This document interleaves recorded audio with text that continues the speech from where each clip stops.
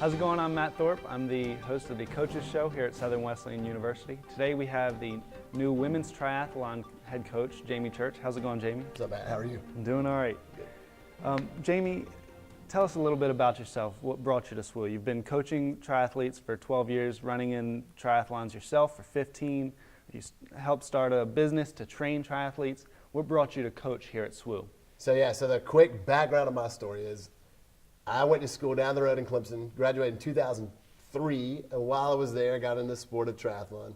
2005, started TYB coaching, which is our sort of current coaching business where we coach age group triathletes, a few professionals every now and again. And then over the past few years, found out that the NCAA has granted the sport of women's triathlon as an emerging sport.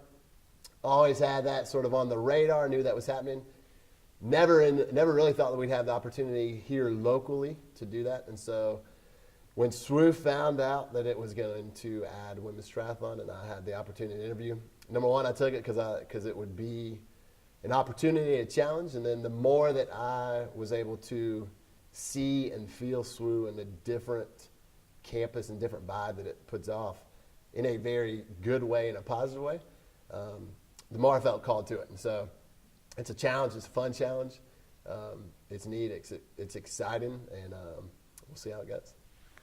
Cool. Well, what are some of your priorities as a coach beyond just the sport itself? How will you get your student athletes involved in campus and in the community? Yeah.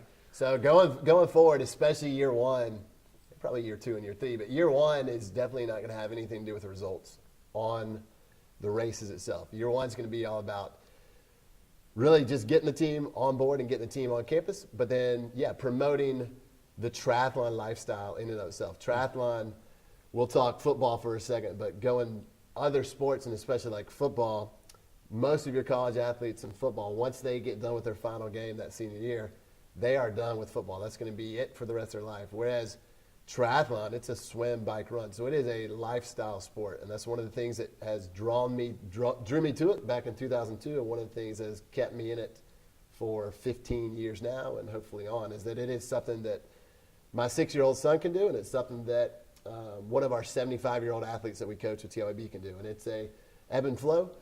But so we want to engage that same lifestyle here at SWU and here in the community itself. So hopefully the thought process is we're going to do some 5K, local 5K runs, some fundraisers like that, just to get the word out about the sport itself. That the sport itself is not something that very elitist, that anybody can do it, and that your 5-year-old can do it, your 7-year-old can do it. You don't have to be crazy fit to do it, but it's something for everyone, and it's a lifestyle. Cool. How does recruiting look right now? Early up, it's a startup sport for SWU. Yeah. What does that look like? Recruiting is one of the bigger challenges. I knew it would be, and probably even a little more of a challenge than I thought it would be. And some of that is sort of a little SWU in and of itself. We were new to the game. We announced it about a year before we start. Me, myself, and I, we got busy on it really, it's only since January. So we were a little late to it, but we're still having fun with it. But the challenge, we'll take it back to football again. The challenge is your typical football college coach, he has high school football teams that he can recruit off of. With triathlon, there are 0 high school triathlon leagues right now. There are a few junior elite clubs. Those junior elite clubs are typically going to go to our 2 Division I schools right now that are represented. So it'd be fun to say that we have an opportunity there, but the reality is that we probably don't, especially initially. Maybe in 5 years we can grow in that program that does, but right now we are recruiting really runners and or swimmers. And then the hope there is that in a perfect world they have had some experience doing a little junior triathlon, and if they haven't, we will coach them and teach them and grow the sport, which is one of the reasons why USA Triathlon as a governing body with NCAA has sort of funded this emerging sport, is they want to grow the sport of triathlon. So the way we look at it is, if we take a runner who doesn't really have any experience, we're looking at it as fun. And that's one of the things that we've told potential recruits right now, is that it is your ticket into a great school, awesome time to go, but there are 0 expectations in terms of results. We just want to teach them how to do the sport, how to have fun at it, and grow the sport and grow the triathletes itself. Have you got any commits or top recruits that So are, we have one student that is a current student here. She's in, and we do have a few other students that are right there, would be incoming freshmen. Right now, both of them are sort of how we were talking about. Both of them are runners first, and then we'll sort of learn the sport.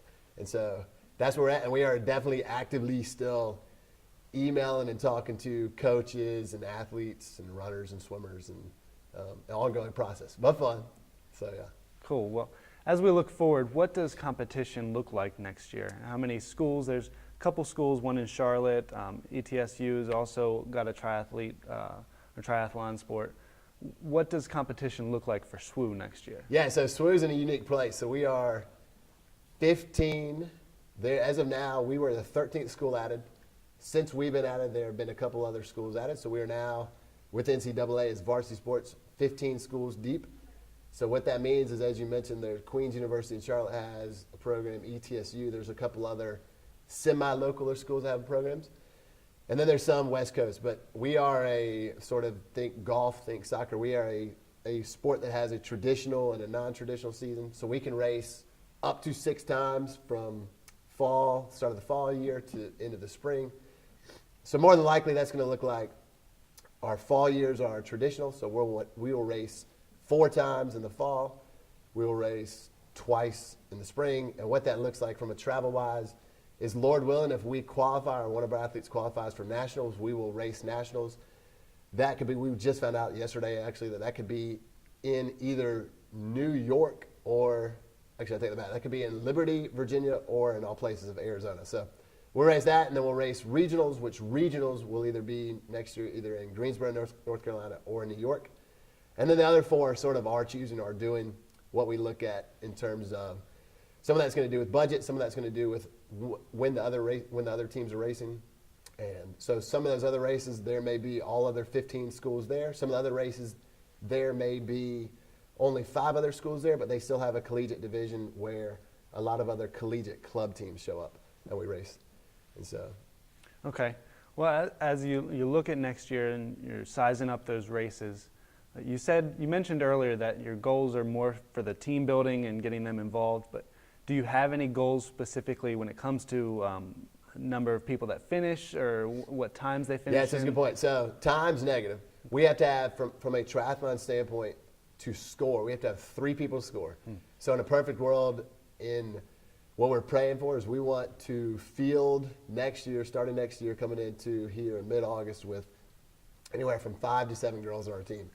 So if we get that, we're awesome. We're jumping up and down and we're thanking God for 5 to 7 girls. And we score 3, we'll race up to 5, 6, and then we'll have just a few sort of the alternates. And then right now, no times, man. If we have the ability to race and race well in nationals, then we can start talking about that. But these first few years, it's about getting people here, engaging them, learning the sport. Now again, when we're having this in 5 years, my background, my heart, my athlete is I'm very competitive, but also know reality. So reality right now is, hey, we want to feel the team, we want to have fun, we want to engage, we want to be different. In 5 years, we want to do all that, and we want to race very well. Okay. So, yeah. Cool. Well, thank you, Jamie. Glad to have you out here. Be sure to tune in next time for the Coaches Edition Coaches Show, where we'll have Becca Staten from the women's softball team. Thanks.